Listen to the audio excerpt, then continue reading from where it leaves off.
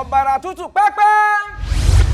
Alẹ́ lẹ́wọ̀n ò gbọ́ poroporo orí odó ọ̀gàngán òrùsọ̀sọ̀ wọn ò gbọ́ kùsọ̀kùsọ̀ bẹ́ẹ̀.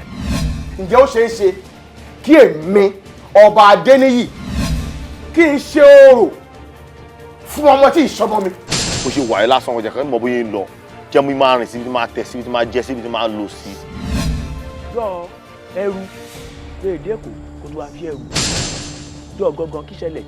Pẹ̀lẹ́ ọmọ nìsàn torí ẹ̀sùn ẹ̀yìn bí òkú etílé. Kò ní yẹ̀ fún yín lóòrò yóò yẹ̀ fún yín níbu. Ó bọ́ sí pé o. Obìnrin kú òun ilé wa dúró síta. Ṣé ògbọ́n tí bàbá yẹn wí? Orí ìyà olóògbé wáyé. Kò sí bó ṣe kàwé títí tó ó máa padà ṣòfò gbẹ̀yìn ayé ẹ̀ ni. Ṣé máa rò ó? Inú mi ò lè dùn mí kàn jókòó.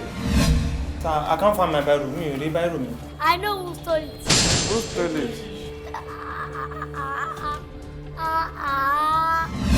Kí ni pò mí nínú ààfin yìí? Ṣé ọmọ yín ni mí ni àbẹ̀rù yín? Ọmọ ọwọ́ ò máa ní kú lójú ọwọ́. Ọmọ ẹsẹ̀ ò máa ní kú lójú ẹsẹ̀ o.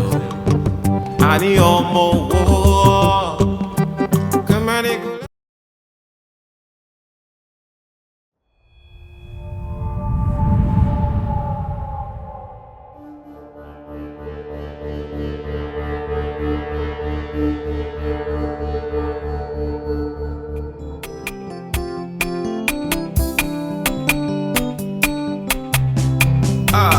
Ìdààmú ayé kò máa ní lè bá wa o. Ìṣòro ayé kò máa ní lè bá wa o. Ìdààmú ayé kò máa ní lè bá wa o. Ìṣòro ayé kò máa ní lè bá wa o. Ẹ̀kan rí o. Ìdààmú ayé kò máa ní lè bá wa o. Ìṣòro ayé kò máa ní lè bá wa o. Ìdààmú ayé kò máa ní lè bá wa o. Ìṣòro ayé kò máa ní lè bá wa o. Pẹ̀lẹ́ la ó tukọ̀ wá, pẹ̀lẹ́ la ó tukọ̀ wá o. Pẹ̀lẹ́ la ó tukọ̀ wá lójú àgbà mi. Pẹ̀lẹ́ la ó tukọ̀ wá. Pẹ̀lẹ́ la ó tukọ̀ wá o. Pẹ̀lẹ́ la ó tukọ̀ wá lójú àgbà mi.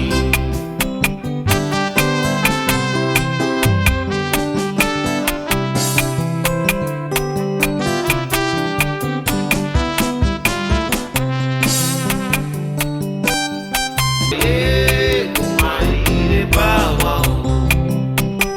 Pẹ̀lẹ́ la ó tukọ̀ wá. Pẹ̀lẹ́ la ó tukọ̀ wá o. Pẹ̀lẹ́ la ó tukọ̀ wá lójú àgbà mi. Pẹ̀lẹ́ la ó tukọ̀ wá.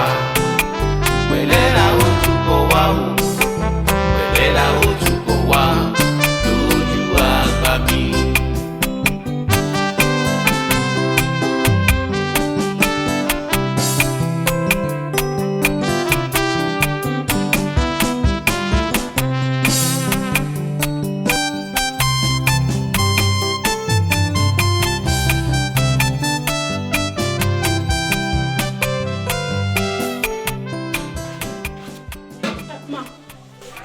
Ẹran yóò lè tó omi ọbẹ̀ tó wà ní báyìí máa.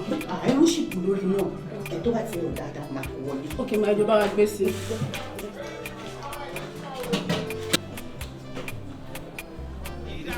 Ẹran ẹlẹ́kẹ̀lẹ́ náà tó wà yìí. Lẹ́yìn yẹn wọ́n ti gbẹ kọ̀kọ́ wa. Wọ́n ti gbé pọ̀ mọ́ wá fún wa lẹ́yìn.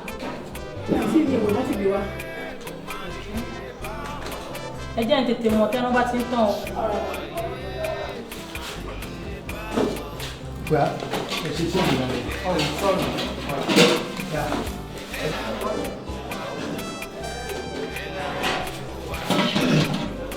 Ẹ kú iṣẹ́.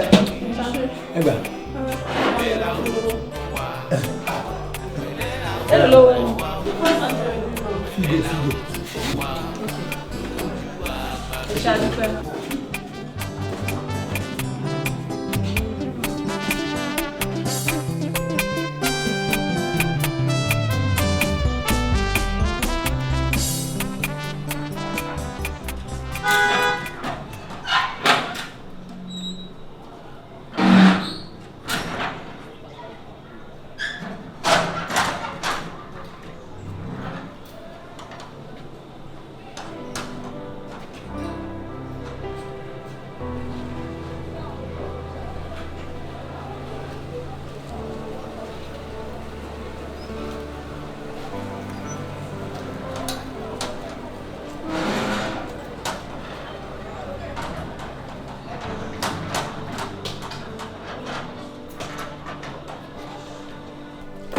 You're welcome.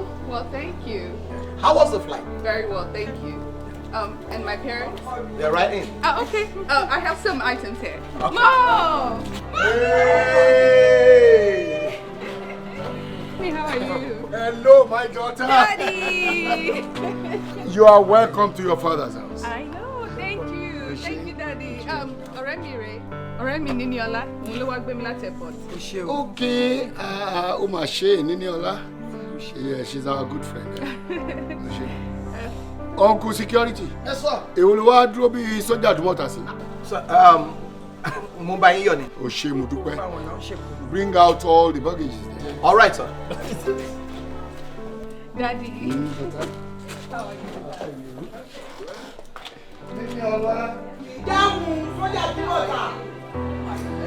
Báàgì dà sójà. Osoma, mo tún wọn ni. Wọ́n scatter everything.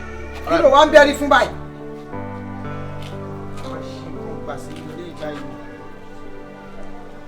Ẹrù tó gbé láti ìlú òyìnbó ló skẹ́tà òde gbé bọ́ọ̀sì jáde. Mo fẹ́ jí nǹkan bẹ̀. Mo fẹ́ lọ jí nǹkan bẹ̀ ó yá. Darling. Mo fẹ́ bi ẹ o, báwo ni tí mo mọ̀ bí ṣe fi lélẹ̀ sí. Suddenly ni mo bélé. Ẹ̀fọ́ ẹlẹ́mìí méje gbogbo ẹ̀ irú ló wà náà ẹ̀. Abi?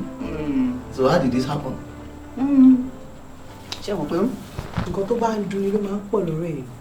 Lóòótọ́ láàárọ̀ kò sóúnjẹ tá máa jẹ lálẹ́. Ìgbà tí mo débi sí àti sáàfù oúnjẹ.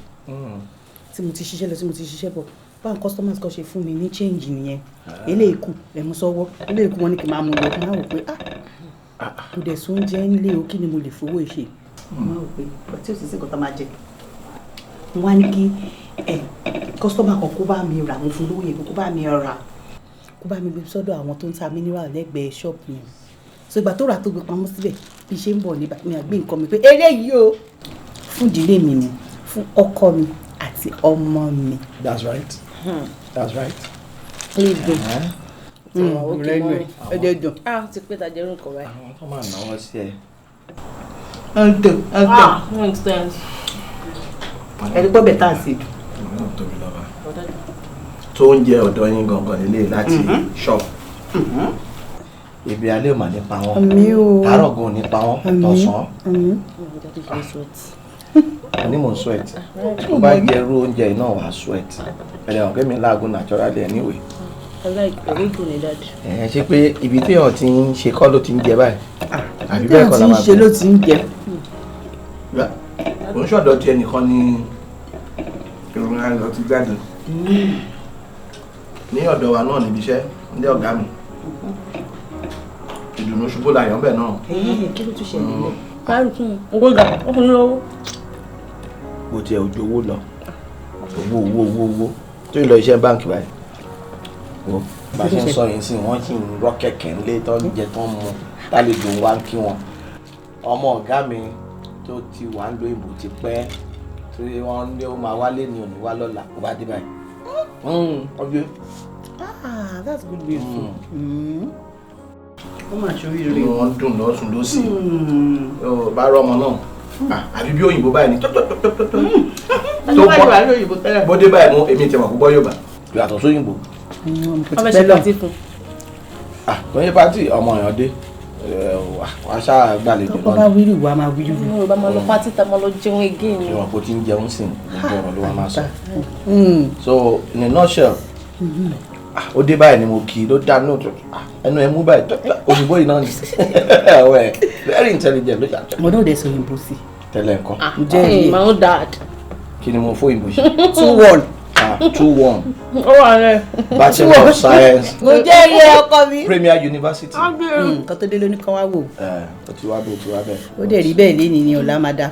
So gbàtà ṣàkẹ́rù tẹ́lẹ̀ tá a ṣe gbẹ tèmi náà ní kí n padà sọ́dọ̀ ọ̀hún ló bá kí mi dáadáa ó ní pé òun á wo nǹkan tí òun mú dé o pé nọ́ọ̀sì kò mọ̀ pé wọ́n nírò èmi lọ́dọ̀ wọn. Mo retí pé bóyá ọ̀la náà wọ́n á ti ẹ̀mí sí èmi náà lára kí èmi náà mú nǹkan wálé. Àwọn ọ̀rẹ́ ọkọ mi tó bá tún ra màá tún gbé irú ẹ̀ wálé. Mọ́mì ẹ máa gbélé wa. Ayé ibi tí àwọn tó ń ṣe ló ti ń jẹ. kọ́lé mọ̀ pé mi náà jẹ́ ní olóúnjẹ. Àwọn ọ̀tá máa ń jẹ hòtẹ́ẹ̀lì. Ẹ sóúnjẹ tó ga lọ́dọ̀ yín o. Nice kan. Tẹ́lẹ̀tẹ́lẹ̀ kò ní sẹ́ràn. Ó lè complain ṣá.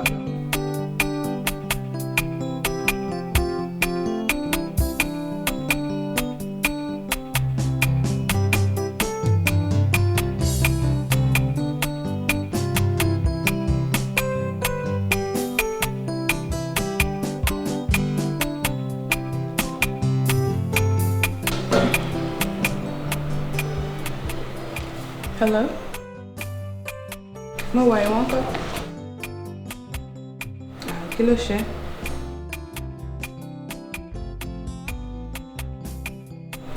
Kí ló ṣe Patrick? Patrick èwo? Mo gbé, jẹ́ ń pẹ́ padà. Kí ni? Mo lè sọ. Kí ló ṣí ẹ̀? Mo bọ̀. Hey! Yeah! Mommy, oh Patrick! Mommy! Hey! Lara, what is it? Mommy, oh Patrick! Oh, he can't tell me! Hey, mommy! Am I talking to somebody? Daddy! Oh, ọmọ ẹ̀. Kí ló ṣe? Ó ní fiancé tó ń fẹ́ náà. Ó lọ. Ó engage. Don't tell me again, Daddy,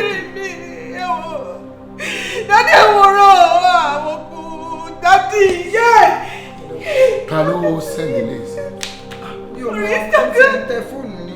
Ọ̀rẹ́ mi tó pè mí sí North America. Fara ìbálẹ̀. Listen, ṣé o dẹ̀ ti pé òun call him? Daddy, kí ni mo fẹ́ pẹ́ gbé? No, just call him first. Let him deny.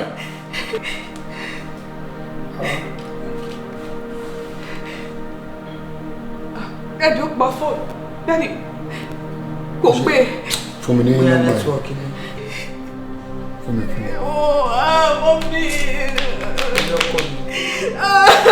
Má bànújẹ́. N tó bá jẹ́ tèèyàn. For nothing. Hello. Yeah, bàbá ìyàwó ẹ ló ń sọ̀rọ̀. Bàbá Mọ́lára.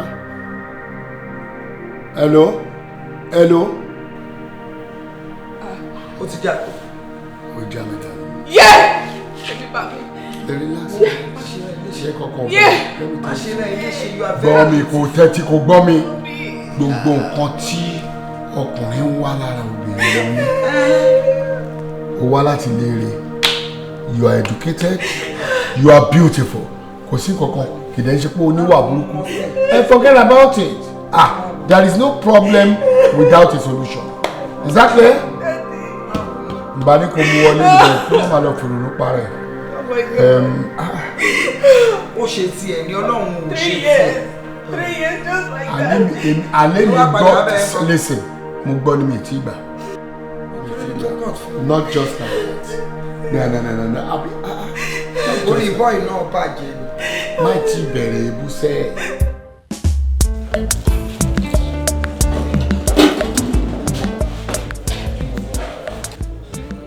Hello bàbá Bèjì. Iyán ti fẹ́ rẹ́dí ó kù díẹ̀. Ẹ má bínú ká tó rí ìṣẹ́jú mẹ́wàá ń sín wọn délẹ̀. Ẹ jọ̀ọ́ ẹ má bínú. Báwo wá ló ń jẹun láàárọ̀? Wà òkè bá àdúgbò lè sọ pé o miss. Àwọn ìlú máa jẹun kó tó kúrò lé. Tó lè gbà pé aláàdì débi láàárọ̀ ká tó jáde. Tí n bá jẹun bí tó kún un lé, ìyá bá mi jà. Ayọ̀ká, ìyá mi tà fún mi. Ọ̀pọ̀ ẹ̀fẹ́ ìdẹ ti níyàwó. Àwa tàdé tí ní Ọlọ́run á pèsè àyà rere fún wa. Wọ́n sọ pé ìjọ Ìyá mi tà kí ló dé tí yóò ti di lẹ́nu. mo ti gbé ṣùkà náà ó kù díẹ̀ kó rẹ́dì ni. Àwọn kọ́sítọ́mà wa ti ń pè látẹ̀kọ́ tó náà wọ́n fẹ́ yán. Ẹ má bínú ẹjọ́ ẹ má tètè lọ gun. Ìṣẹ́jú mẹ́wàá ni mo fún wọn o. Àwọn kótó ẹ̀ tó ṣẹ́jú mẹ́wàá á ti délé. Oyè ìjára wọn. Ṣé wàá jẹ oúnjẹ ìtọ́jà? Máa jẹ́ pàtúndà ni. Àlóyè ẹ̀ dùn.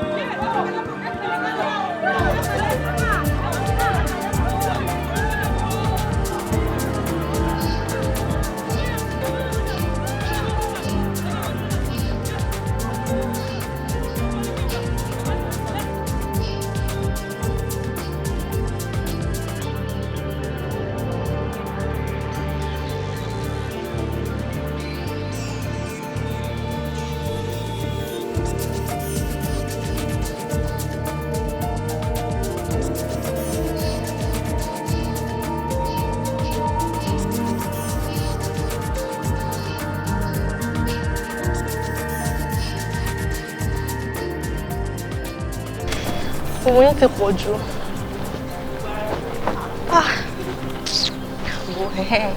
Anita, nǹkan kan tiẹ̀ sọ sí mi lọ́kàn sí. Ẹni tí ò bá rówó nílẹ̀ ayé yìí, èèyàn náà ráyé wa o. Èèyàn tó ní wá ń gbìyànjú. Well, pọ́pẹ́ bóyá Ọlọ́run àkókò máa bà àṣírí wọn, Ọlọ́run á gbàdúrà wa lágbèrè. Àmì o, a jẹ́ pé àwa tá à ń gbìyànjú. A ní òògùn nìyẹn. Of course, of course. Everybody ló máa wà right class.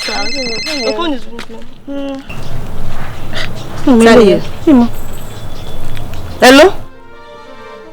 Anita ló sọ̀rọ̀. Sáré lé. Mọ́mí mi. Hospital wọ. Kí ló ṣẹlẹ̀? Mo bọ̀. Mọ́mí. Anita! Mọ́mí! Anita! Ẹ pẹ̀lẹ́ ma. Ṣé o fẹ́? Ẹ pẹ̀lẹ́. Sista. Ṣé àwọn nọ́ọ̀sì yẹn ti attend tí wọ́n lé mi? Bẹ́ẹ̀ ni wọ́n ti wá. Báwo wà ní sọ ti ń relieve wọn? Ó ti yàtọ̀ sí sígbà tó ṣẹ̀ṣẹ̀ dé. Ok. Ẹ pẹ̀lẹ́ ma. Ṣé kó àjọ ti? Ok o. Ṣé mo dúpẹ́? Ẹ pẹ̀lẹ́. Ṣé gbọ́n? Ẹ kó àgbálẹ̀ mi. Ṣé mo dúpẹ́? Wọ́n fọwọ́ sí. Sorry ma. Ẹ ṣe fọwọ́ kan yẹn, ìnira ló máa jẹ́ fún wọn. Ẹ pẹ̀lẹ́ ma. Má wọlé kò ní pẹ́ jìnnà. Nǹkan lẹ́kan máa try láti máa ṣe. Àwọn oògùn tó bá kó fún mi pé kẹ́ máa lò, ẹ máa lò lóòrèkóòrè. Tó bá ti bọ́ sí time to time, ojú àti ti pé. Ṣé gbọ́? Ṣé gan-an? Àbí o. Àǹtí, àmì dúró tí wọ́n. Mọ́ mi, ẹ jẹ́ kí n fi ẹyọ sí dọ́tọ̀. Mo fẹ́ bá wọn sọ̀rọ̀. So, mo padà bọ̀. Ṣé n kò ṣe ṣe gan-an? Ẹ ṣe gan-an ní sá. Ẹ ṣe sá. No problem. God bless you. Wow, he's such a nice man. Chimay, yes. Ọdún wọn wá sí bíbá, ó tún dúró sọ̀wọ́n. Bá a ṣe ń rí mi yẹn láti gbà tó ti débi. He has been there. Wow. He has been trying. Nínú ìpínlẹ̀. Ṣé yọ̀ bẹ́ẹ̀ ó ti ẹ̀ ṣan? Ó ṣan òun. Mọ́mí ẹ pẹ̀lẹ́ mọ́. Mọ́mí sọ̀rọ̀ yẹn. Ọlọ́run àkókò fún yín lọ́la. Àmín.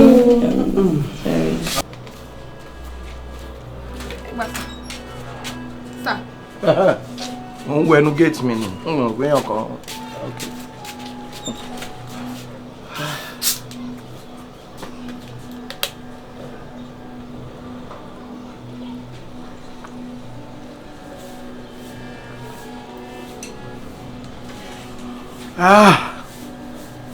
Orin ló máa pààyàn lù.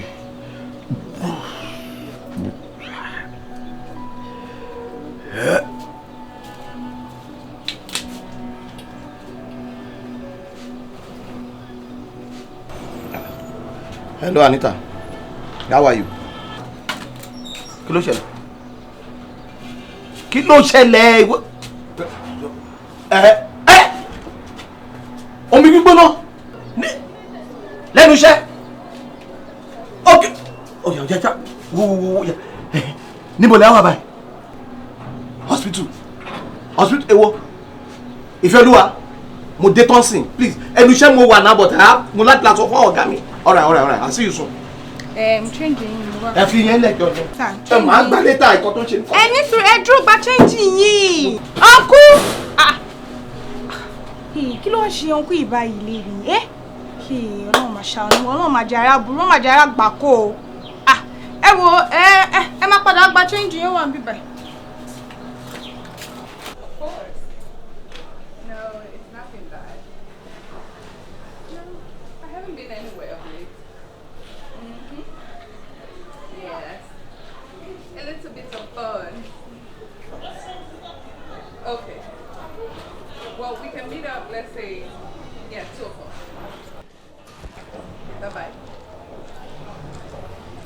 Mr. Kalawole, hi. Yeah, Sister, Daddy mo fẹ́ rí. Daddy. Yes. Daddy is ṣì ń sùn lọ́wọ́. Mr. Kalawole, ṣé kò sí problem? Well, ó wà, Sisi Lara, mo ní emergency ni. Yes. Ìyàwó mi. Emergency. Yes. Ìyàwó mi ibi tó ti ń ṣiṣẹ́, omi gbígbóná dà sí lára ó dẹ̀ pọ̀ gan so wọ́n ti rush lọ sí hospital. I got a call just now. Oh my goodness. Ẹ̀yin ẹ lọ máa jíṣẹ́ fún daddy. Ẹ pẹ̀lẹ́. Ẹ máa ní ìdánwò àbí? Exactly. Bẹ́ẹ̀ni. Okay, for me few minutes. I'll join you. All right, thank you.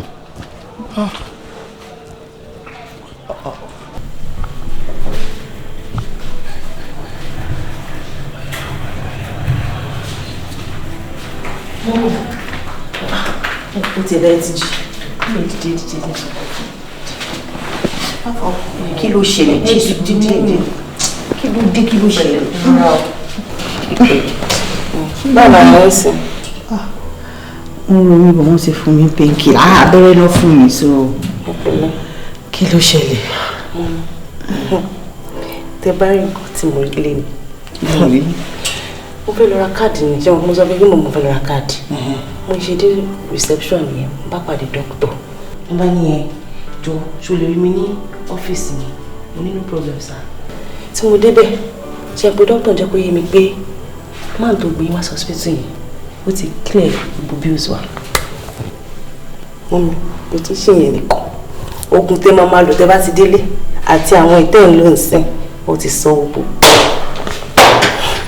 Ṣé kí ni? Ó ti sọ gbogbo wọn mi. Irọ́ ni. Wọ́n máa parọ́ fún yín. Tẹ́sí lánàá mo ṣe lánàá. Wá. Àbí o ṣọ́ọ̀pù èèyàn ní máa ní. Àbí ń jẹ́ òní. Ṣé àwọn èèyàn tún ṣe orí bẹ́ẹ̀ yẹn? Èèyàn náà ni ọlọ́kọ̀ọ̀rọ̀ sí aláàánú wa ni wọ́n. Tẹ́bá ibi ní mi ṣe dùn. Ọlọ́run mo dúpẹ́ ìbànújẹ́ òní kan ọmọkùnrin. Ọkùnrin gbogbo ibi tó bá lọ màmá rálá. Ojú òní tí ẹ̀ ọmọkùnrin yìí tó bá kù díẹ̀ kó lórí ẹjí sí kòtò mọ̀nàmọ́ná á ṣiṣẹ́ fún ẹ lágbára Ọlọ́run. Wọ́n mi ló yà mí lẹ́nu torí mo ti rìn ó ti rẹ̀ mí. Wá ṣé o ti pe dádì ẹ o ti sọ fún un? Mi ti pè wọ́n. Tètè yá pé o. Màá kó wọn sí torí wọn náà sọ pé àwọn sáré lọ sọ́dọ̀ ọ̀rẹ́ wọn kò bí àwọn àárín kọ̀ọ̀kan. Owó ló máa wá kí ó dẹ̀ gbogbo tó bá ti rè lówó ló máa yà sí ó máa ṣe wàhálà. Sọ fún kó má ṣe wàhálà mọ́ kó ṣàrà kó máa bọ̀ ni. Mo ń bọ̀ ọjọ́ sáyẹn ojú ti rí náà. Mo ń bọ̀. Ọ̀gá òbí tí àwọn ti rí ojú Ọlọ́run. Ọlọ́run ṣe mo dúpẹ́ Ọlọ́run ṣe Ọlọ́run tó jẹ́ kókó tí Ọlọ́run ṣe o.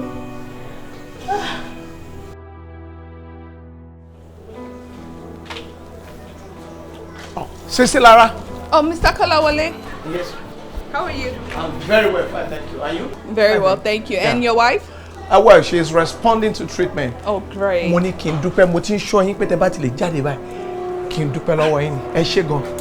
I'm very grateful. Not to mention. And mo tún fẹ́ rí yín fún kankan náà. Very me. Yes. Okay. Ẹ máa bọ̀ nílé. Okay. Ẹ ṣé.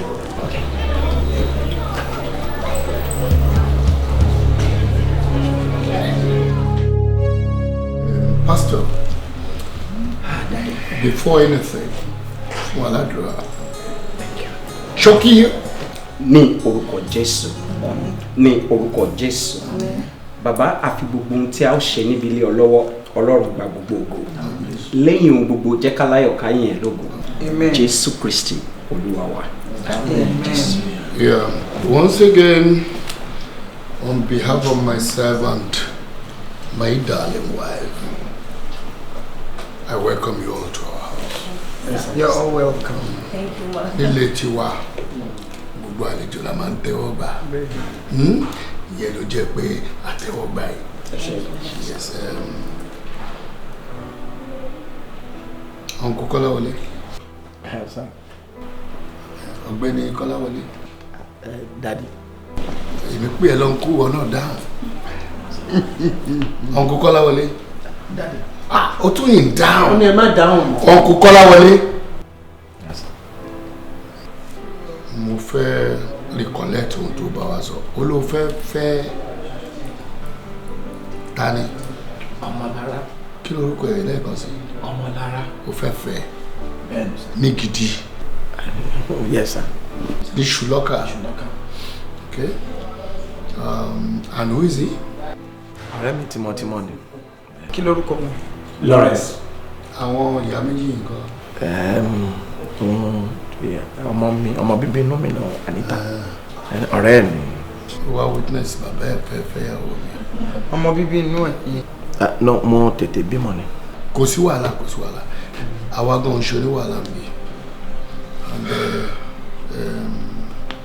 Kí ni tiẹ̀ kì í ṣe àìmọ́ olóko wa àmúra wa dáadáa, so no problem.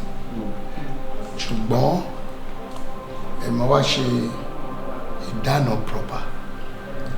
For now mọ̀ mi mọ̀ ẹlẹ́ wá ṣe bíbẹ̀ kọ́ máa yìn sí kò yẹ kí n rí ọ̀nkúlẹ̀ àbáwọn dáàdi yìí ní family yìí, but for now ẹ jẹ́ ká yẹ kí lè lọ based on the fact pé ọmọlára gan ti jẹ́ kí n mọ irú love tó ní sí ẹ, but ó ti yá náà the process of the marriage mo lábẹ́rẹ́ yìí. Could you please step forward? Ẹ méjèèjì ọ̀kẹ́ kneel down síbi tẹ́wàá yẹn ẹ kneel níbẹ̀ ẹ kúnlẹ̀ síbẹ̀. Bàbá àgbàlagbà ni ọkùnrin yìí. Ní orúkọ Jésù, ní orúkọ Jésù, ní orúkọ Jésù, ẹ bára yín kalẹ̀, ojú òní tí ẹ bá kọ ẹ bá bọ̀, ní orúkọ Jésù Kristi Olúwa wa. Pastor fàṣẹ sí. Father, in the name of Jesus, Olúwa ìrìn àjò tí àwọn ìránṣẹ́ ìbẹ̀rẹ̀ lẹ́ni Olúwa kó bá yín rìn. Àmín Jésù. Lórúkọ Jésù Kristi ẹ ó bí akọ ẹ ó bí abo. Amen. Jésù Olúwa wa. Àmín.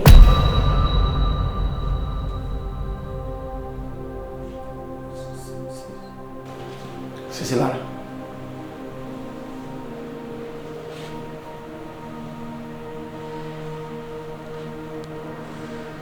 Sisi Lara.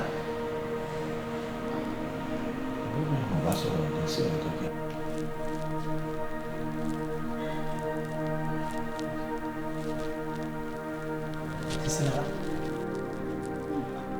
Are you okay? Mr. Kolawole, kí ẹ ń ṣe bí? Kò sí ìmọ̀ bẹ́ẹ̀ wò ó lẹ́nu. Ẹ ń ṣe kí ni? Ẹ̀yin lẹ wò. So this is your plan, right? This is what you're after. Oh, ẹ fẹ́ fi ògùn fẹ́ mi àbí? That is your goal. Ẹ jẹ́ sọ fún yín kan, kò lè ṣiṣẹ́ o. It will not work. Your jazz, your juju, whatever it is that you call it, it will not work. And I'm going to tell Dad about this. I will tell Dad about... Get out. Get out. Mr. Kolawole, get out! I said get out! I said get out.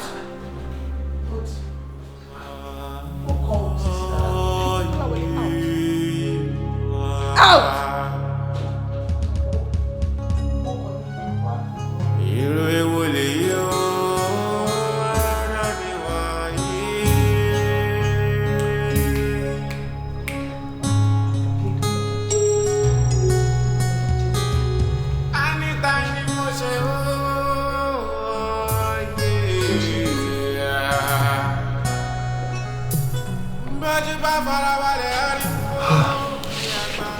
Ẹ ṣé gan ni kú dìde o. Ẹ wà lẹ́. Daddy, Mr. Femi tí wọ́n help me lọ hospital. Okay. Tí wọ́n ti settle hospital bills mi. Okay. And other things, I don't know. Ta nínú? Brother mi. Ẹ máa jẹ́ ẹjọ́. Daddy Anita ni ọkọ mi. Yes. Okay, Daddy. Mo ní fẹ́ bẹ̀rẹ̀ sí dúpẹ́ báyìí. Mo ti rò pé àgbàlagbà kan tó èmi lọ́jọ́ orí àbí nǹkan ni àṣẹ young man báyìí ni good looking. Thank you. Ṣé àwọn tó rí ibi tí ń ṣe ìṣòro ṣá? Mo máa appreciate gan. Fẹ́mi àbí? Bẹ́ẹ̀ni sá. Ẹ ṣé mo dúpẹ́. Ọwọ́ àtúbọ̀ máa ròkè. Gbogbo nǹkan tí ẹ bá dáwọ́ lé báyìí yá máa yọrí sí rere ni. Ètò mi àti tí ó mi Ọlọ́run á lò láti gbé ògo yín ga. Ẹ ṣé mo dúpẹ́. I'm so delighted. Ẹ̀mí yá gùn ẹ̀dẹ́ ló gbà pẹ́ nínú ìlera nínú ọlá ọ̀rẹ́ yìí ni. Bẹ́ẹ̀ sà. Nice one. Ẹ náà ṣe irùngbọ̀n bíi tèmi. Ẹ wá ṣe wọ́n lálejò ni. Gbogbo ẹ ṣe wá drive bó ti ẹ̀ ṣomi ni ẹ fún wọn. Anita, come on. Àwọn ò fẹ́ kankan ní. ẹ má worry sir. àbí tó lórí báyìí. no I be okay sir. ẹ wo Ọlọ́run bá mi dúpẹ́ lọ́wọ́ yìí ẹ ṣe gidi gan adúpẹ́ ṣe gan lórúkọ ìyàwó mi ìmí alára àtàwọn ọmọ mi adúpẹ́ ṣe gan sir. Ọlọ́run ló máa bá adúpẹ́ lọ́wọ́ yín àmì gidi gan. Thank you very much. ẹ máa wo èmi ń mówó bọ̀ lọ́jọ́ yẹn lọ́hùn tí máa dé hospital báyìí lọ ní ọkùnrin kan tó gbé wọn wá tó ti clear bill ṣe gan láti ibi iṣẹ́ lẹ ti gbé wọn lọ sí hospital tún sanwó ojú ni tí ọwọ́ ya máa lo òkè gbogbo gbà ní ẹ ṣé mo dúpẹ́ gan. ẹ ṣé gan sa. ẹ ṣé mo dúpẹ́. mo gbà wà lára yín báyìí. ẹ ó pẹ̀lẹ́. ṣe ń lo ògùn yẹn. mo ń lò. bó ṣe wà ẹ láti relax dáadáa so kó lè jiná wọnú. bẹ́ẹ̀ ni wọ́n ṣe ní kí n má fi ṣe wàhálà kó má lọ máa fi gbá nǹkan ó yẹ kó fi kinní yẹn sí mi lọ́rùn bọ̀ wọ́n mi èmi ni mo ní mi tiẹ̀ fẹ́. ẹ bá dẹ́kun bá tún fẹ́ sí báyìí náà a tún help láì tètè máa fẹ́ then orí náà tá à ń fi sí náà máa help kápá èèyàn ò ní dúró bẹ́ẹ̀ pẹ́. ẹ kú tọ́jú sá.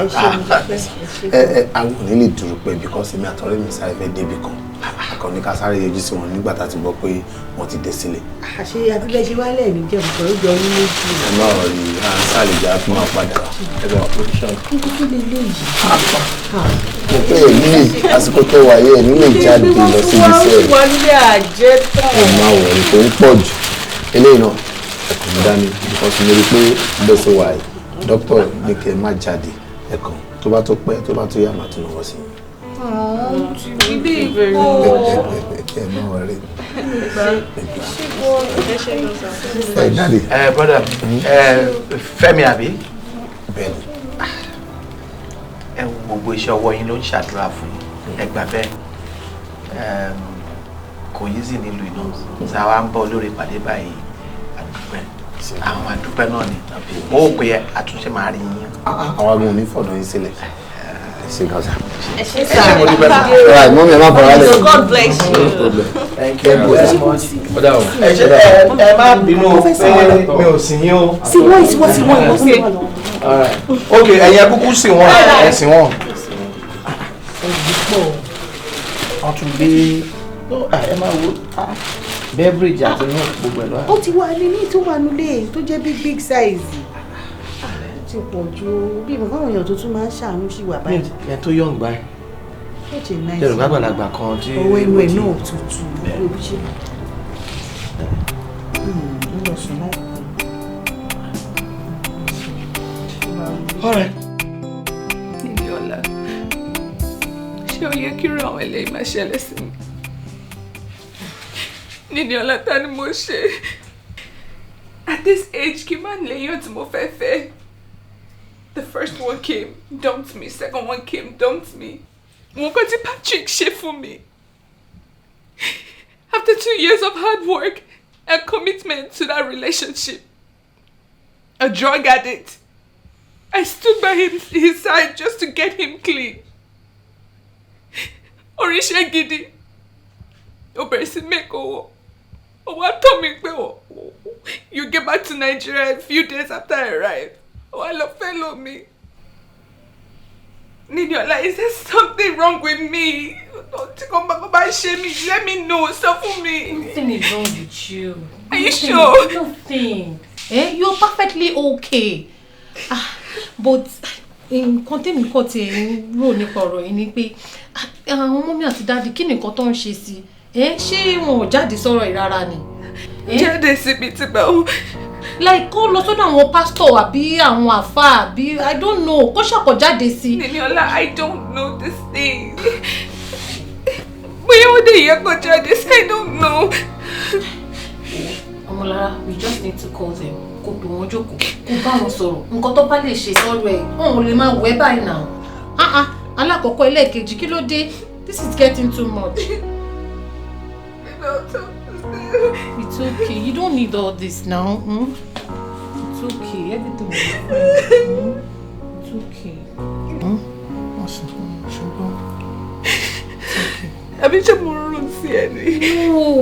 you're good looking. Like, wọ́n náà ṣàmù náà. Ọmọ bàbá ń jáde, wọ́n lọ́ ṣàmù fi máa pick. Ó tẹ̀ jẹ́ pé mi náà pupa, but you're good looking. Tó wà wà good looking. Ṣé ọmọ máa dùn ẹ́ ni? Baby, you are okay. Nothing is wrong with you. Má worry. everything ma wà okay ṣùgbọ́n. Thank you. It's okay. Anita, mo mọ̀ pé ó máa yẹ ẹ́ lẹ́nu bí mo sọ fún ẹ pé mo fẹ́ rí ẹ pé kò jáde síta látọ̀dọ̀ yìí bí mo ti fẹ́ káwọn ọmọ mi àti dáàdì máa kúrò wá. Àwọn Yorùbá bọ̀ wọ́n ní nǹkan tó bá ń dùn ní ló ń pọ̀ lọ́rọ̀ ẹ̀ ni. Nǹkan tó bá dẹ̀ wà lọ́kàn ẹni tí èèyàn bá lè sọ síta ó máa ń gbéyàn lọ́kàn ni. Ìyẹn ni mo ṣe wò pé kí n sọ tọkàn mi fún ẹ. Sórí látijọ́ tí mo ti rí ẹ pẹ̀lú incident tó ṣẹlẹ̀ sí mọ́mì tí mo ti rí ẹ láti hospital àtìgbà ẹ má jẹ́ kí n tọ́ ẹ̀mí ò gé ẹ̀dára mi mọ́. Ojoojúmọ́ ni mo máa ń fi ọ̀rọ̀ ẹ mo máa fi ń ṣàlàlà. Ojoojúmọ́ ni mo máa ń ru ọ̀rọ̀ ẹ látọkàn. Mo wá wòye pé kó má dàbí ẹni wípé mo kàn máa dédé pè ẹ́ lójijì tí máa sọ orú nǹkan bẹ́ẹ̀ fún ẹ. Kó má máa rò bíi pé gbogbo nǹkan tí mo ṣe fún yín ní family side yín bóyá yẹn ni mo fẹ́ fi payback sọ́dọ̀ tiẹ̀. Bóyá yẹn ni mo ṣe fẹ́ fi bá ẹ sọ nǹkan tí mo fẹ́ sọ yìí. Òun ni mo ṣe fẹ́ kó take time kí tó bá ẹ sọ. Anita, mo nífẹ̀ẹ́ gidi gan. Mo nífẹ̀ẹ́ débi pé anytime tó bá dúró síwájú mi tó bá ń bá mi sọ̀rọ̀ mo máa ń rí ẹ bí material's wife. Mo ń rí bí ẹni pé mi àti ẹ ti fẹ́ra wá sílé ibi tí fẹ́ tó ti pinlẹ̀ dé lọ́kàn àyà mi. Anita, mo nífẹ̀ẹ́, mo fẹ́ fẹ́ ní sọlọ́kà ni. Mi ò fẹ́ déètì rárá. Mo fẹ́ fẹ́ gẹ́gẹ́ bí ìyàwó ni. Inú mi á dẹ̀ lè dùn tó bá lè gbà mí gẹ́gẹ́ bí ọkọ ẹ àbí ẹni tó nífẹ̀ẹ́ sí láti fẹ́. Kò jẹ́ nǹkan tí mo fẹ́ bẹ́ẹ̀ sọ. Mo máa kó máa padà lọ́dọ̀ àwọn ọmọ mi àti dáàdì o. Bó tí mo fẹ́ kẹ́mi àti ẹ ti kọ́kọ́ sí kíni ká ti kọ́kọ́ jọ sọ̀rọ̀ yìí náà. So tó bá wá ń lọ díẹ̀díẹ̀ káwọn tó gbọ́. Ìyẹn ni mo sọ fún ẹ pé mi fẹ́ wọlé, mo fẹ́ kó jáde wá bá mi níta. Ọ̀rọ̀ ló yẹ mi sí. Tí bá ní kò yé mi, ẹ̀rọ ni mo pa. Àwọn sàn ṣe mọ̀ pé nǹkan tẹ́ ń bá mi sọ ó ń bá mi lójijì. I know. Me expected tẹ́lẹ̀. And because of that, I would need you to give me some time. Please, if you fún mi ní time díẹ̀ láti rò, mo máa jẹ́ kí n mọ̀ nǹkan tí bá feel about it. Okay. Èmi náà expect ìgbéra lẹ́sẹ̀kẹsẹ̀ tí n bá bẹ́ẹ̀ sọ̀rọ̀ náà ní kí n dẹ̀ gbọ́ good answer. Mo fẹ́ rọ̀ ẹ́, mo fẹ́ gbogbo nǹkan tó bá rò, mo fẹ́ kó jẹ́ kó já sí happiness fún mi. Mo dẹ̀ promise ẹ pé kò sí nǹkan kan tó máa ṣẹlẹ̀, máa tọ́jú ẹ gbogbo nǹkan tó expect mo ready láti ṣe. Má bínú pé mo disturb ẹ. No, it's fine, sir. Kí dáadáa àti mọ̀. All right. Put out, sir. Anita, peperipe, oh Anita, oh Anita, rọra gbèsè o Anita, oh yeah Anita, peperipe. Kí ló ṣẹlẹ̀? Ṣé kí wàá sọ̀rọ̀ nílé mi? Ó pè mí lórí fóònù, ó dẹ̀ ń dán. Kí ló ṣẹlẹ̀? Kí ló dé? Listen. Ṣé bó mọ ń kú fẹ́ mi? Àwọn náà pè mí láàárọ̀ ẹ̀. Wọ́n ní yẹn Anita o, àwọn fẹ́ rí ẹ o. Mo ní ẹ fẹ́ rí mi. Ṣé kò sí? Wọ́n ní àwọn ò fẹ́ wá sílé ọ̀dọ̀ wa pé àwọn fẹ́ ibi tó bá kú tá a ti lè sọ̀rọ̀. Mo ní no problem pé bí a kúkú drive down wá sílé wa. Ó dẹ̀ dé, mo wọnú mọ́tò. Wọ́n bá bẹ̀rẹ̀ ọ̀rọ̀. Tí gbogbo ẹ̀ lọ ṣá. Wọ́n náà àwọn fẹ́ fẹ́ mi. Wọ́n ní kò ń ṣe dating lọ. Àwọn fẹ́ fẹ́ mi sílé gẹ́gẹ́ bí ìyàwó ni. So ojú náà, èsì wo ló wá fi fún wọn náà? Èsì. Mi màmá rò náà ni. Àbí kí ló fi? Anita, kí ló ṣẹlẹ̀? Why they do like this? Ṣé orí gbé máa yẹn wà okay gan ni? Ó níwà, ó lápọ̀nlé, ó tún lẹ́wọ̀n fẹ́ lára, above all, ó tún wá lẹ́wà, ó dùn rí. Wà sọ pé òun wò, kí ló ń rò ń pa ẹ̀? Kó tó jẹ́ kó drop your copy. So kí n kò sáré sọ yes fún bẹ́ẹ̀. No now, babe. Mi kò lè sáré sure pé mi gan mo like àbí kí n sáré gbé sórí pé mi gan fẹ́. No, I can't do that. I have to calm myself down. Ó dà pé mi ò like ẹ̀. But èmi náà gbọ́dọ̀ ṣiṣẹ́ obìnrin ni. Ó tó ṣẹlẹ̀ ni. Bóyá òde like wọn, bóyá kí èmi dẹ̀ go fún wọn. Kí ló fẹ́ wọn? Or what do you think? Yeah, now since you don't like him now, let me go for him. Nínú gbogbo ọ̀rọ̀ tá ti sọ nsìn, ibo ló ti gbọ́ pé mi ò like ẹ, babe. Jẹ́ ká mọ̀ nǹkan tá ń ṣe o. Jẹ́ ká mọ̀ nǹkan tá ń ṣe o. So Mr. Femi ń wù ẹ́. Má sọ mọ́, èmi kò like ẹ. Ó mọ̀ kí mo like ẹ, ó rò bí àmì like ẹ ni. Mo kàn gbọ́dọ̀ ṣe pé okay obìnrin ni mí ni because tí n bá lọ sáré gbé fún bẹ́ẹ̀ yẹn pé mo ti gbọ́. Àwọn ọkùnrin nǹkan ni. You know now. Wọ́n á fi wọ́n ṣàkọ. Jẹ́ ń ṣe. Anyway, ó yá mú fóònù ẹ̀ ń ṣe kó pè mí. Kí n gbé dání. Gbọ́n kó fẹ́ mi. Àánú kò ṣe bí bẹ́ẹ̀ ni. Rárá kò ṣe bẹ́ẹ̀ má pè létà. Ó ń gbọ́ máa pè mí. Ti gbọ́. Kò sí wàhálà. Daddy, mommy, lórí ọ̀rọ̀ Sister Ọmọlára, nígbà tí mo pray sí gẹ́gẹ́ bẹ́ẹ̀ ṣe ní kí n ṣe. Daddy, èyí tó pọ̀ nínú ọ̀rọ̀ ẹ̀yin lẹ́fà o. Ìlérí. Bẹ́ẹ̀ ni. Ẹ ṣé o. Ẹ ṣé. Ǹjẹ́ ẹ lè rántí ní ìgbà tí ìránṣẹ́ yìí wà ní kékeré?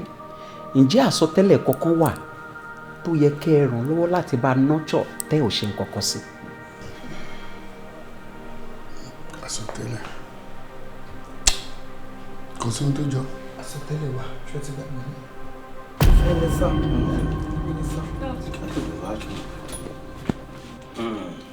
Pa ọ̀rọ̀ ta tí a bá ń béèrè ọ̀rọ̀ tó gbọgbọ́n ni tó sì gbà pé ojú bá ṣe méjì àwòrán bèbèdí ṣe méjì àjòkó lórí ẹni ọwọ́ kan òru ṣẹ̀kẹ̀ṣẹ̀kẹ̀ tí àwòrán àti àwòrán ó dáa kí wọ́n ríra wọn kégi báàgì sọ̀rọ̀ inú mi á dùn kálẹ̀ balẹ̀ fún ọmọ mi kò fún aláyè.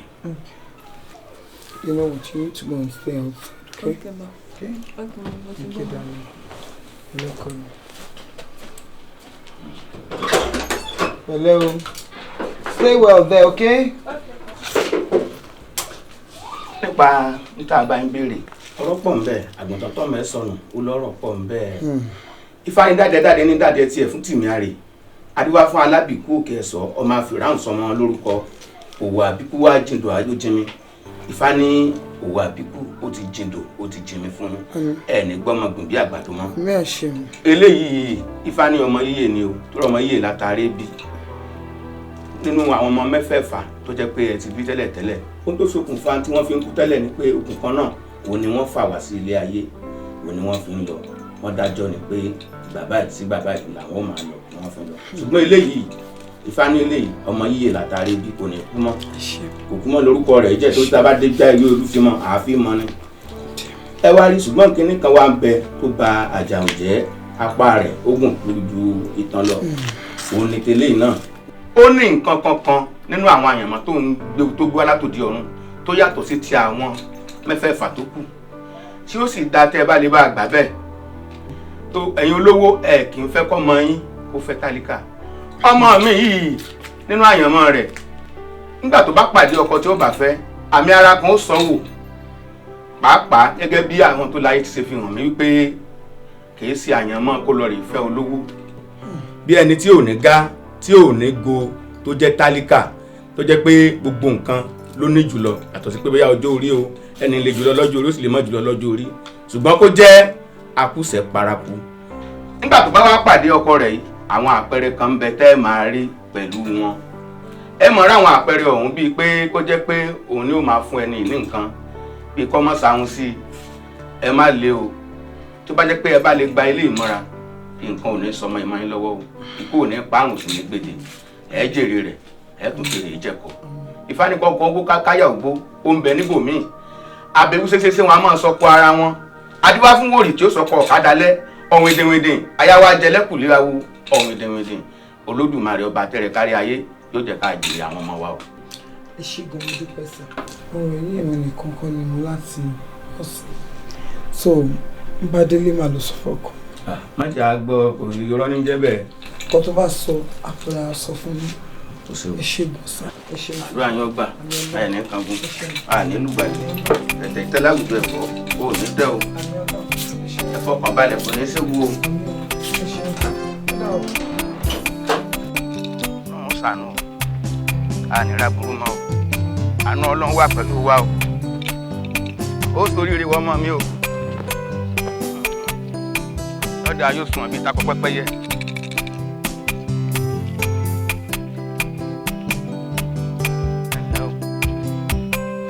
ọ̀dà o àdúrà ò gbà o a ní kankun o ọ̀wọ́ jẹ fún yín o ẹ ṣe jẹ́jẹ́ o jẹ́ lè rí ìbejì ṣe o ẹ má sáré púpọ̀ o. ọ̀dà o.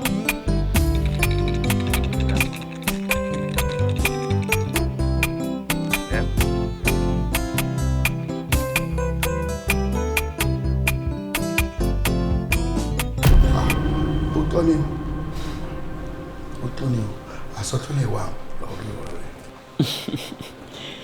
Dádì, bíbélì wípé bí ayé àti ọ̀run bá kọjá lọ kékeré nínú ọ̀rọ̀ Olúwa kò ní lọ láìṣẹ.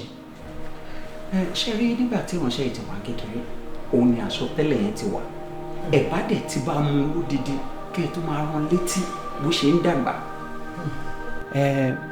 Tẹ bá rántí ní ìgbà tí mo bẹ̀rẹ̀ ọ̀rọ̀ yìí mo jẹ́ kó yé yín pé ẹni tí ìránṣẹ́ yìí fi máa ṣe ọkọ ẹni tó kéré sí ní gbogbo nǹkan àti ní ọlá ẹni tó dẹ̀ ń rí lójoojúmọ́ ni kàkà kó fa ẹni yìí mọ́ra ṣíṣe ló ń lé dànù ṣe ló ń bàjá.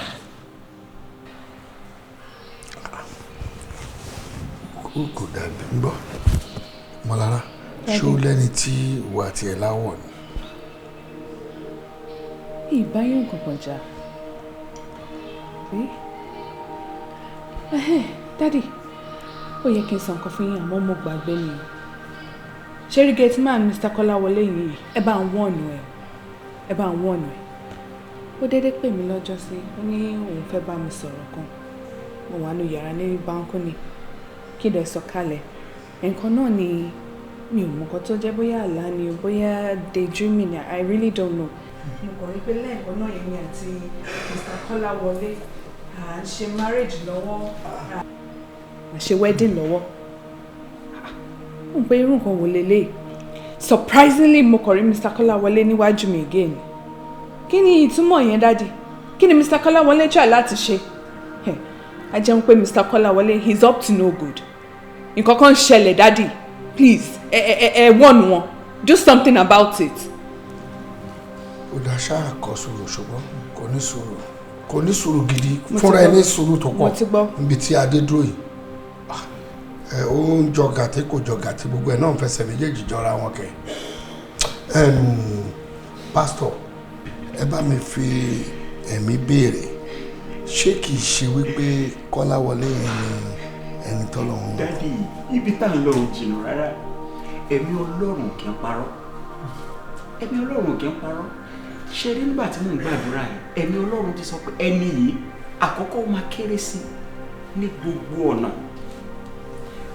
ẹ̀mí Ọlọ́run dẹ̀ jẹ́ kó yé mi pé gbogbo bàbá yìí lórí ẹni yìí ẹ rántí ọ̀rọ̀ tí mo sọ kàkà kó fà á mọ́ra ṣiṣẹ́ ló ń le.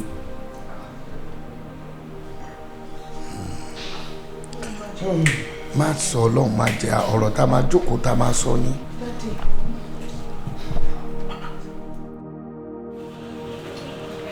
Mr. Kọ́láwọlé ọ̀lẹ ni yín o. ọ̀lẹ báwo.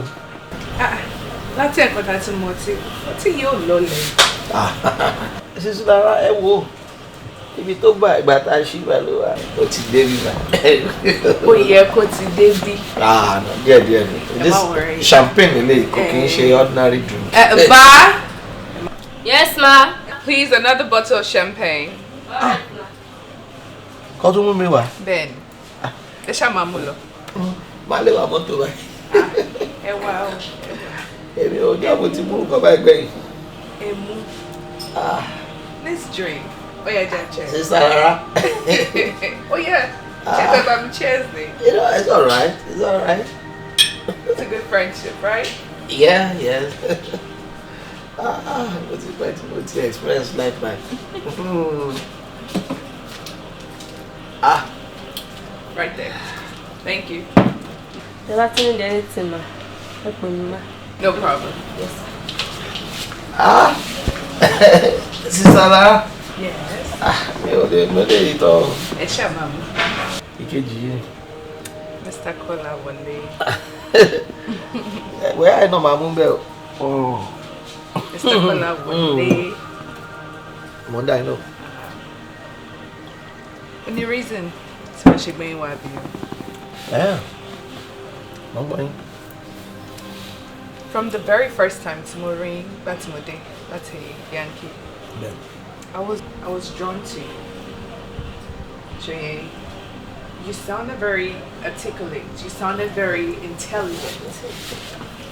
I wonder if oh look, to sound by she must share. Well, what do I say now? Ibi tí mo ti bára mi ni. I graduated with a 2-1 mech engine. Mo wá ṣe mo try. Gbogbo ibi tí mo lọ is either kó sọ pé kíní ti pọ̀jù fún wọn. More like one was like overqualified. Wow. Àbí kó máa wò mí bí kò léèyàn ní ṣọmọ eléníyàn. Gbà tó dẹ̀ yá ibi tí mo ti ń káàkiri náà I met your dad. Wọ́n fìfẹ́ hàn mí, wọ́n mú mi bí ọmọ bí àbúrò bí ẹbí. Wọ́n máa ní the only thing tọ́wọ́n lè offer mi tí àwọn ò ní ni ẹ tó máa bá wọn man gate. Wọ́n á wọ pé iṣẹ́ náà ṣáà ni ẹ jẹ́ ń fi yẹn bẹ̀rẹ̀. Nǹkan tó wá jọ mí lójú bẹ́ẹ̀ ni pé you see your dad is really humane. Èèyàn ni wọ́n bá mi dúpẹ́ lọ́wọ́ èèyàn ni wọ́n ń ṣe ju bí mo ṣe lérò lọ. Fact salary tí wọ́n ń fún mi ẹ̀yin náà wo ṣé ta ló fẹ́ rí ibi tó máa ní mo ń ṣí gate mo pàdé owó tó ń san fún mi gan mo fẹ́ lè sọ pẹ̀lú mi tó ń ṣiṣẹ́ ní ọ́fíìsì corporate world kò rí gbà tó mi ìdẹ́ ṣe lójú kòkòrò mo yan ara ń ṣe tèmi ń bẹ̀ wẹ́rẹ́wẹ́rẹ́ pé kàdémà wò nǹkan tó là máa bí ṣó ti yé. Exactly, I understand. So bí ẹ ṣe jẹ́ ni ẹ má bínú. Jamo, but be we're very humble, so to say. Maybe because of how kind and just calm and humble you are. To draw me, see, like I just like you. Like I'm having so much feelings for you. Thank you. Ever heard my blush? I get flattered. No, go ahead. Be flattered, blush, do whatever you want to do. I'm speaking directly from my heart. Thank you, Cecilia. I appreciate that. She getting packaged in You're still very humble. Yeah, but it continues so funny. Like I am really drawn to you. Okay, like I really like. I would love for us to Mr. Kola.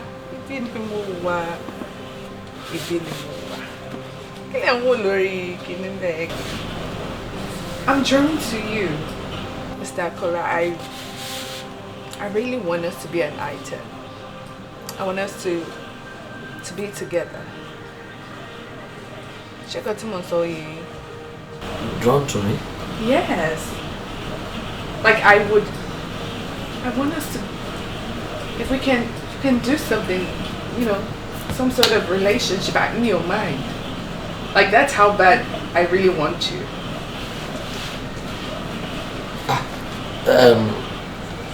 Cecilia. Yes. Yeah, Obam Lojiji to start with, then Cecilia, I'm not kidding, I'm dead ass serious.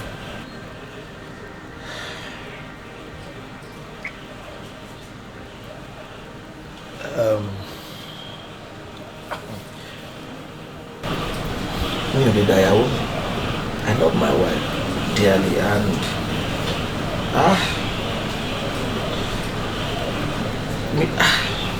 for better for worse now for worse aside that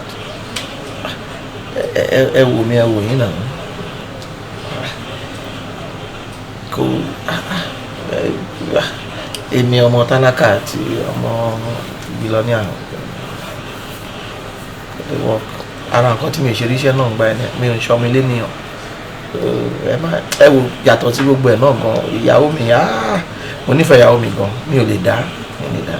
ṣé ẹ lè fi ìyàwó yín sílẹ̀ fún mi. mi ò tiẹ̀ ríro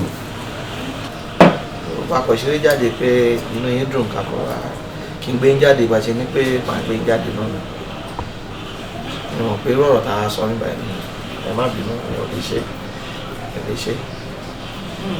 mi ò lè ṣe owó ò lè ra fẹ́ tèmi ẹ má bínú ṣe mind.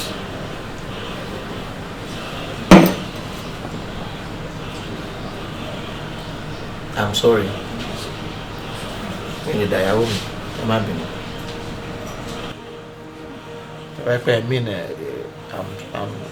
I'm sorry. I'm sorry. Sir, Chief, sir. Mi ò tó kọ̀rọ̀ sí lẹ́nu. Mi dẹ̀ lè wojú yín sọ̀rọ̀ gan. But offer tí fún mi yìí ó ti lágbára jù fún mi. Ó bá mi gidi gan to the extent tó yẹ pé bí ṣe ń bá yín sọ̀rọ̀ yìí ara mi ń gbọ̀n ni because bàbá lè jẹ́ fún mi. Ẹ wò tẹ́ bá tún wá wò sá ṣẹ́rí èmi àti ìyàwó mi item ni wá mi ò lè dá ẹ̀sà mi ò lè dá. So in other words you are saying no to my request. Ṣàbí ò ẹ̀jẹ̀ báyìí ló ṣẹlẹ̀ sá mo fẹ́ nu mi báyìí mo fi jẹ́jẹ́ fún ìyàwó mi ni pé mi ò tún jẹ́ wojú obìnrin mi ibi tí màá ní mo fẹ́ dẹnu kọ́ obìnrin náà and again sir obìnrin ó bá mi jìyà jíṣẹ́ gan tádẹ̀ ṣe ń jẹ́ lọ́wọ́lọ́wọ́ báyìí mi ò dẹ̀ fẹ́ again sir ṣẹlẹ̀ tó bá jẹ́ pé ṣíṣe lára náà ni mo fẹ́ mi ò ní fẹ́ ìyàwó mi ò jẹ́ ní wojú obìnrin mi. Justice àwọn afẹ́ gbọ́ ìṣẹ́ kúrò lára ẹni a fẹ́ gbé ẹ sí ipò ọlá àmì òòṣà lè fẹ́ ọmọ tèmi kí ìyàtọ̀ máa jẹ́ no máa fowó tún ẹ ṣe ni ìwọ̀gbọ́n á ní tó ń control that is it. I mean orí ẹ̀ ò ní kọ́rẹ́ o òòṣà mi ẹ̀ ọ̀dọ̀ mi báyìí ní rí ẹ wà ṣe yẹ. ìyàtọ̀ tí ń ṣòro fún mi gan ìbọn eléyìí ó difficult mi ò fẹ́ kí orílẹ̀ wa dábò. So at the end of the day o sọ no sọ̀rọ̀ mi náà.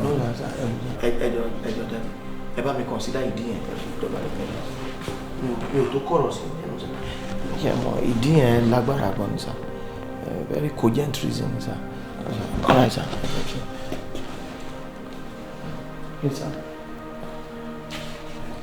ẹ wò ṣáàtì ṣẹ́rí gbogbo ohun tẹ́ ṣe fún mi tẹ́ ṣe ń ṣe kò sí ìtì mi appreciate ọlọ́run kan ló lè bá mi sọ yín lẹ́sàn rẹ̀ because I don't have anything but ṣẹ́rí tó ní ìyàwó dé sir I want to be a one wife man bí ti yín sir please with due respect sir eléyìí owó heavy sir so permission to fall out sir.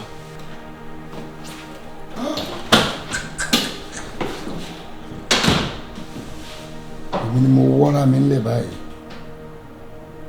bí ó bá jẹ́ ohun tó dé tó ní ká wá mọ̀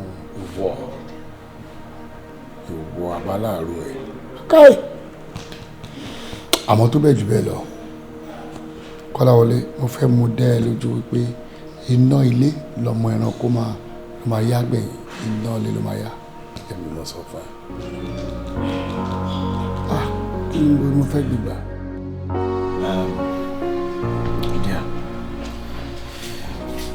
Mo ti mention fún ẹ pé a ní ọ̀rọ̀ kékeré kan tá a fẹ́ sọ but and this is the right time. Tí n bá sọ fún ẹ pé mo wà disturb mo ń tọ́ra mi ni. Ọ̀dọ̀ wa níbi iṣẹ́ ló ti ṣẹlẹ̀ àǹtí mi ò bá sọ ń sìn mi mọ̀ bá tí màá lè sọ kó má lọ late kó má di pé bí o lọ gbọ́ wàá máa tún wàá blame mi àníyàtà kan síra wa à ń fi nǹkan pamọ́ fúnra wa so I just have to let you know ọmọ ọ̀gá mi tó dé láti ìlú òyìnbó obìnrin ọmọ ọ̀gá mi ọmọ lára lórúkọ ẹ̀ mo ti sọ orúkọ ẹ̀ ọ̀rọ̀ ẹ̀ ni owó tí mo kó wá sọ́sítù gbà ẹ̀ tí mo sọ fún ẹ bó ṣe wáyé ọmọ ọ̀gá mi òun ló fún mi kí n tó wá dọ́sítù tí wọ́n á rí i pé olóore yìí ọkùnrin tó gbé wá ìyẹn ti sanwó gbogbo treatment gbogbo ẹ̀ so ọmọ ọ̀gá mi ni ó fún mi lówó ẹ̀ gbà ẹ̀ mo dúpẹ́ that's all so lẹ́yìn ìgbà yẹn mo wá rí i pé ó wá bẹ̀rẹ̀ sí í fi ọ̀yàyà bá mi lò á rẹ́rìn sí mi á gbà tó ń fajú mi mọ́ra àmọ́ pé àdúpẹ́ lọ́wọ́ Ọlọ́run kò lejú sí mi bá mi sọ̀rọ̀ mọ́ bóyá lè tó dẹ̀ ṣẹlẹ̀ ní o pé ó sì tọ́ọ̀chì ẹ̀ lọ́jọ́ kan ó wá ní pé ṣebí mo mọ mọ́tò wà mo ní pé kí n gbé òun jáde ó ti jẹ́ òde social thing ni kò jọ club kò jọ kankan mi ò wọ uniform àbádébẹ̀ bíi lounge náà ni kakọ jókòó ó fà mí lọ tí mo mú òun náà mú tiẹ̀ à ń sọ̀rọ̀ ṣàdédé ló kọ̀ wò mí ṣùṣùṣùṣù ní Mr. Kọ́lá wọlé òun láìkì yín o mo ní mo dúpẹ́ pé èmi náà láìkì ẹ̀ tó bá láìkì mi náà láìkì ẹ̀ náà kò ń ṣerú likeness bẹ́ẹ̀ yẹn o ó ní òun fẹ́ kí a máa fẹ́ra wa pé kémi fẹ́ òun sílé gẹ́gẹ́ bí ìyàwó mo bá wò báyìí pé àbò ń ṣeré ni bọ́ ojú ẹ̀ tí mo rí kò ṣe rárá olóhùn mí nẹ̀ mo ní pé ǹjẹ́ orí lè mo wà legally married mo níyàwó ńlẹ̀ ó ní òun mọ̀ náà pé kí wàá ní big deal pé mo ní ẹ̀mí lè ṣerú ẹ̀ mo fà ké kọ́rí báyìí mo ní no way pé mi lè dàyàwó mi mo ṣàrò gbogbo ẹjọ́ yẹn pé no reason fún mi láti fẹ́ ìyàwó mi nígbà tí mo nífẹ̀ẹ́ ìyàwó mi pé again èèyàn lè fowó rà fẹ́ tèmi tó bá jẹ́ gbogbo yẹn lọ́wọ́ mi ò mọ̀ nǹkan tó rí tó fi wúrú wà yẹn so mo rí pé òun náà ojú ẹ̀ kúrò wá inú ẹ̀ ò dùn mo ti sọ nǹkan tí máa sọ ìdí tí mo yẹn sọ ń sìn ni pé yàtọ̀ sí pé mi ò lè dà ẹ́ ó wá ṣeé ṣe kó jẹ́ pé ibi tọ́rọ̀ ń lọ ó lè affect mi kí n má ṣiṣẹ́ bẹ́ẹ̀ mọ́ tó ti yẹn sìn because kò wá ṣe nìkan gbogbo ìdílé ló máa dànù bòmí lórí ọ̀rọ̀ yìí mo serious kò ṣe pé ó dá ṣe àti bàbá àtìyá so àjọmọ gbogbo wọn ni wọ́n jọ plan ẹni bí ọ̀gá mi chief ṣó ṣe pè níjọ́ kan nìyẹn lórí ọ̀rọ̀ yìí náà ni o àwọn bẹ́ẹ̀ mi sọ pé ọmọ wọn kí mi fẹ́ ọmọ wọn èmi ń fapá jánu mò ń ṣe bákan mo tẹ́tù ṣàlàyé fún wọn pé sà kò ṣeé ṣe bẹ́ẹ̀ náà ṣe níyàwó méjì èmi náà pinnu pé fẹ́ níyàwó méjì mi ò lè da ìyàwó mi mo ṣáà ń tẹnu mọ́ pé àjọládéhùn ni ká ṣe ara wa kalẹ̀ ni mo sọ bàbá ẹ̀ o ṣáà fẹ́ wọ́n fẹ́ túnlẹ̀ ayé mi ṣe ni wọ́n fẹ́ fowó bá mi lò wọ́n fẹ́ gbé mi kúrò nínú ẹ̀rẹ̀ ńlẹ̀ẹ́lẹ̀ kàn sọ mí déèyàn pé ìyàwó mi tèmi náà ń ṣe tí mo tẹnu mọ́ ẹ̀ náà ìwé ayé tiẹ̀ náà ó bọ́ sọlá nìyẹn pé tí ó kí wá ní àwọn ò sọ pé kí ìyàwó mi lọ àmọ́ kí mi ṣáà fi ọmọ wọn ni mo tún wá sọ the same thing tí mo sọ fún wọn pé mi ò lè ṣe sẹ́ẹ̀ ẹ̀mí mi ò gbé ìjọba tèmi ò fẹ́ mi ò lè ṣe bàbá ò lè ṣe mi ò lè ṣe ló wá dé bí gbàtẹ́ pé wọ́n threaten mi mo ṣàkóso wájú wọn àti gbà ó ti ọkàn mi sọ fún mi pé ó likely kẹ́ ẹ pé iṣẹ́ máa bọ́ bẹ́ẹ̀ kí yọjú síbẹ̀ sí kan fún mi ní sack letter ni tó ó yẹ jẹ́ nìyàwó that's it. Ìṣọ̀lá mo ń gbọ́ ọ̀nà Ìṣọ̀lá ọkọ mi ọkùnrin bíi tiẹ̀ má ṣọ̀wọ́n o ọkùnrin téèyàn fi ń ṣàdúrà fún àwọn ọkùnrin nìyẹn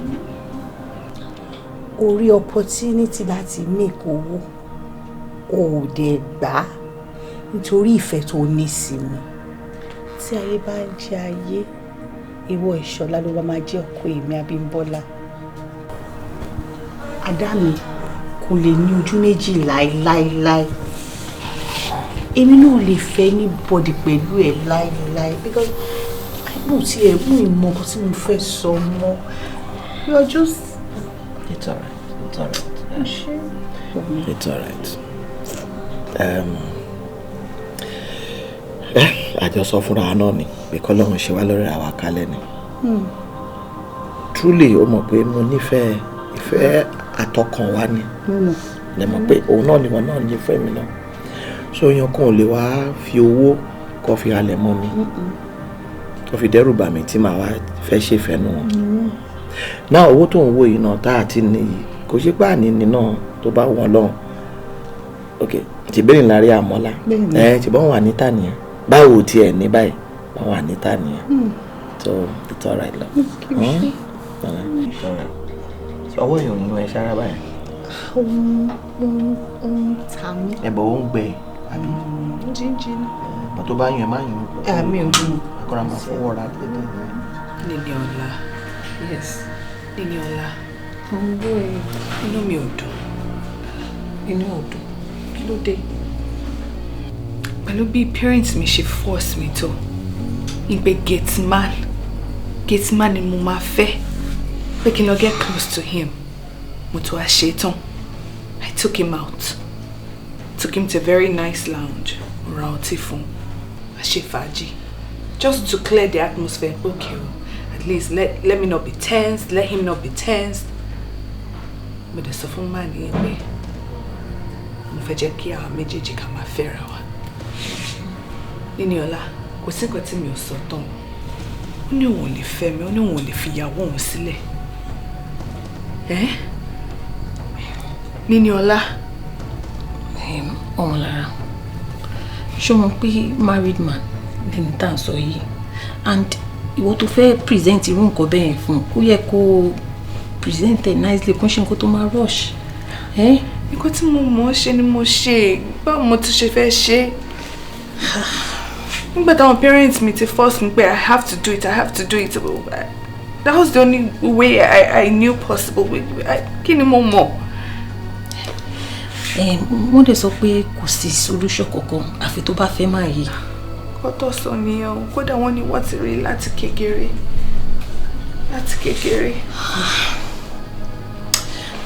Ṣòrí, tọ́rọ̀ bá kòkè tó kanlẹ̀, ó tún níbi tá máa ń gbé sí. Ṣòrí, èmi náà máa try láti sa gbogbo ipá mi lórí ọ̀rọ̀ yìí.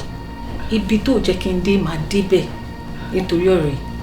I will take you out. Níníọlá jọ̀ọ́. I'll be so happy. I'll be so grateful, John, to you alone. Whatever you can do. Anything for you. Anything. Má worry. Gbogbo nǹkan tí máa ṣe tí wọn náà máa fi dùn. I will make sure I do it. Ó ṣe gan Níníọlá. It's okay. What are friends for? It's okay. Ìṣọ̀lá. Anita ni ó sọ nǹkan kan fún mi. Ó jẹ́ kó máa yé mi pé ẹran tí bọ̀bọ̀ fẹ́ mi tó san hospital bill mi nígbà yẹn. Yeah, very good. Tó tún ra provisions rẹpẹtẹ sílẹ̀. Rántí. Ẹ mọ̀ kan, ẹ jẹ́ kí ẹnu onípọ̀n láti ń gbọ́ pọ̀n. Ẹ jẹ́ kí Anita kó sọ nǹkan tó ń ṣẹlẹ̀ gbọ̀ngàn. Orúkọ kan lọ lọ́rọ̀. Òun ló lọ́rọ̀. Ọ̀ya, àánú ìwọ ni kò sọ. Àti bẹ́ẹ̀ open floor. Daddy. Jókòó. Sit down. Sit down. Okay, ma. Daddy. Lẹ́yìn gbogbo nǹkan tó ṣẹlẹ̀ sí mọ́mì tí Uncle Fẹ́mi run around tó wọ́n try láti tọ́jú mọ́mì. Wọ́n wá bá mi sọ àwọn ọ̀rọ̀ kan. Dóò ìgbà tó bá mi sọ̀rọ̀ àwọn ọ̀rọ̀ yẹn mo fún wọn ní answer. Daddy mọ́mì wọ́n láwọn fẹ́ fẹ́ mi. Báwọn like mi, báwọn love mi. Ẹ like mi. Kí ló dé kí lẹ rí lára mi? Wọ́n ní kí mi má bọ́dà nípa yín pé àwọn làwọn mọ nǹkan tí àwọn rí. Even pẹ̀lú gbogbo nǹkan tó sọ yẹn mi ṣáà ti ẹ̀dá wọn lóhùn mo kàn ṣáà ń study wọn pé kí n worú èèyàn tó jẹ́ kí n wùwà wọn. Mo nǹkan tó wá ṣe tó wá amaze mi jù Daddy ni pé àjọ jáde àwa ni àwọn fẹ́ fi nǹkan kan wọ̀n mí o kíní kan àwọn ní kí lẹ fẹ́ fi wọ̀n mí kí ló ṣẹlẹ̀ wọ́n ṣe gbé mi lọ sílé kan nìyẹn bí yẹn tóbi.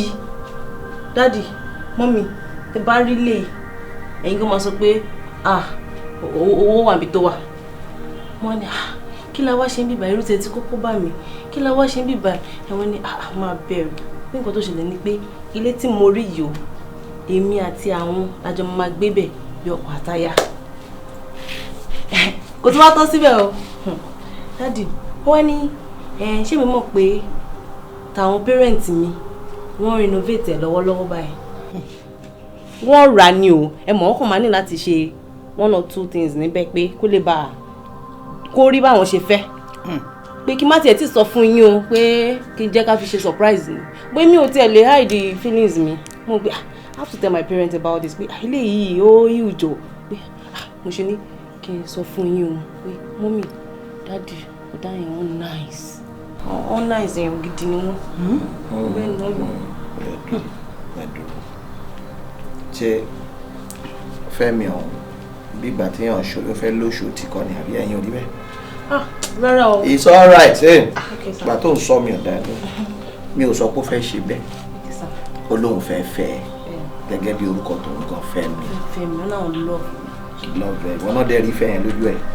wọ́n love me wọ́n sọ fún mi báyìí pé Anita o I love you mo mú dẹ̀rí ìdẹ̀ lójú wọn dájú.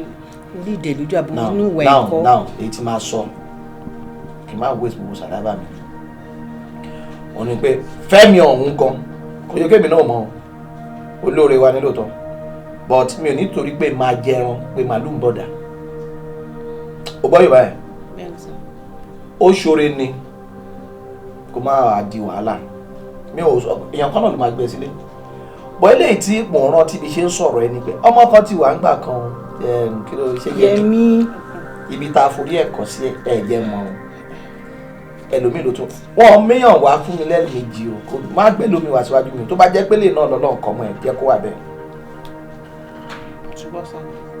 màmá ẹ̀ tó jókòó tì èmi tí mo di fúláwà rẹ̀ láti gbà ẹ èmi kò mú obìnrin mi òun kò mú ọkùnrin mi. kí lè fẹ́ fi ṣe. now ìgbà tiwa ni ẹ sọ fún wa ẹni dáàdì mọ́mí ìgbà tí ń nìyẹn ìgbà tí ẹ àti Yẹmi kan ó tún wá fẹ́ di Fẹ́mi báyìí. Yẹmi Fẹ́mi. mi ò fẹ́ rí Rẹ̀mí o. dádì tó máa jẹ́ Yẹmi ni àbí Fẹ́mi jẹ́ ká dúró sí. kó dúró sórí Fẹ́mi. if it's this Fẹ́mi let it be this Fẹ́mi. Fẹ́mi náà. okay now it máa sọ finally mo fẹ́ rí. dádì yẹn ṣe problem. kò lè jẹ́ problem àti ẹ̀rẹ̀ tí ń jáde. dádì. àbí. let him know that I want to see him man to man talk not say. I'll bring him over sir. okay it's like kọ́kọ́rọ́ ẹ̀ ọwọ́ ẹ̀ ló wà wọ́n ló ń control. Anita baby. àmọ́ mi ẹ̀yin náà dẹ̀ sọ̀rọ̀ ṣé bẹ́ẹ̀ bó ṣe máa ń ṣe sí i. àbí èmi ò wá mọ̀ kó fẹ́ fẹ́ wọ̀ ó ṣàkọ náìsì ni èmi ò mọ̀ pé ẹni tí wọ́n ẹ̀ plan anything. mo ti sọ nǹkan tí fẹ́ sọ èmi àti ẹ láti ríra. alright sir I'll do that.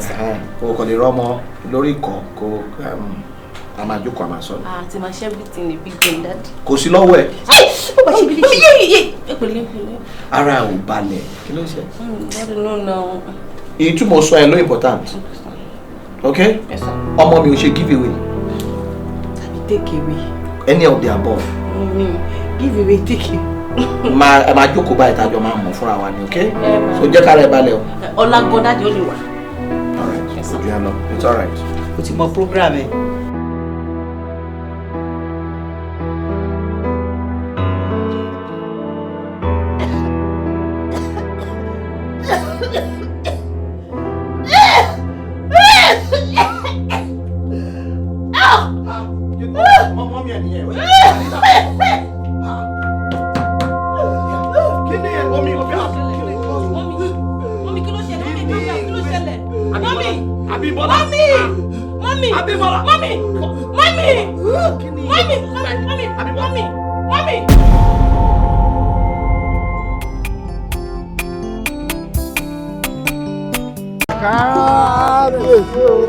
wọ́n ní àpò òun lò kó bá fẹ́ lulẹ̀ ta ni ò mọ̀ wípé ogun ní bọ̀ wọ́n. ta ló fẹ́ kógun jà ta ni ó kógun jà ló wí kalẹ̀.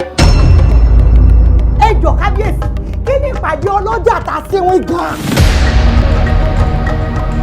ìyá mi ní ẹ láàláàfin. ó ní lára. ẹ fi tó kù lẹ̀ fún mi. mo nífẹ̀ẹ́ rẹ̀ gidi ni. ilé ìmúyàwó yín lọ bá lè. ẹ fẹ́ yàwó kí. Afolabi ọmọ gan. èyí ṣe tó ń wáwọ́ sí ọkọ̀ ọ̀run báyìí. bóyá èyí ló yẹ lẹ́wọ̀n àwọn sápọ̀. bàbá ńlá bàbá rẹ̀ ò sọ gbogbo. kò sí bá bẹ́ẹ̀ tó sì bèrè láti dórí ilẹ̀ bàbá. kúkú sọ fún mi wípé ìrìn tèmi àti olórí jọ́rìn lẹ́nujọ́ mẹ́ta ní gbogbo lára. bẹ́ẹ̀ ọlọ́rọ̀ tá à ń bá sọ̀rọ̀ sóòdì ni kò lè sọ̀rọ̀ ni. ìwọ lélẹ́dẹ̀ ó ṣe lòdì. àròkò tàbí mu wá. ajíròba ni. ayé burúkú ní jẹ láàrin ìgboro ọní ọ̀pá àti. àjírọ̀bà pẹ̀lú ọ̀pá àṣẹ mi. èmi ọ̀mọ̀ ní yín ó rí adúrú mi ẹ̀yà àgbọ̀ ẹ má bínú sádúrú ni yín ni. mo gbé ìlú fẹ́ ṣọdún àjọ̀dún omidan ó sì ti di dandan ohun tí ìlú bá fẹ́ kí n fàṣẹ sí àjọ̀dún omidan.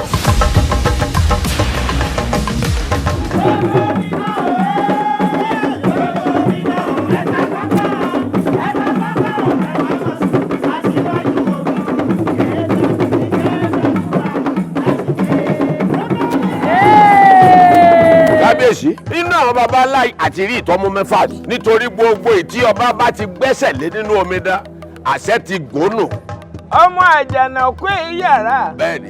bí n bá wá lè ṣe bí àwọn bàbá mi ajẹ́pọ̀ mọ àlè nínú. kí ni ìyàtọ̀ tí ń bẹ láàrin ìwọ àtàwọn ẹrúbìnrin yìí.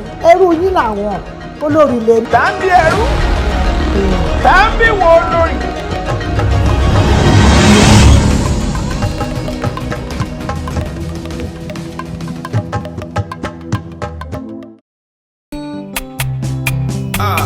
ìdààmú ayé kò má ní lè bá wa o ìṣòro ayé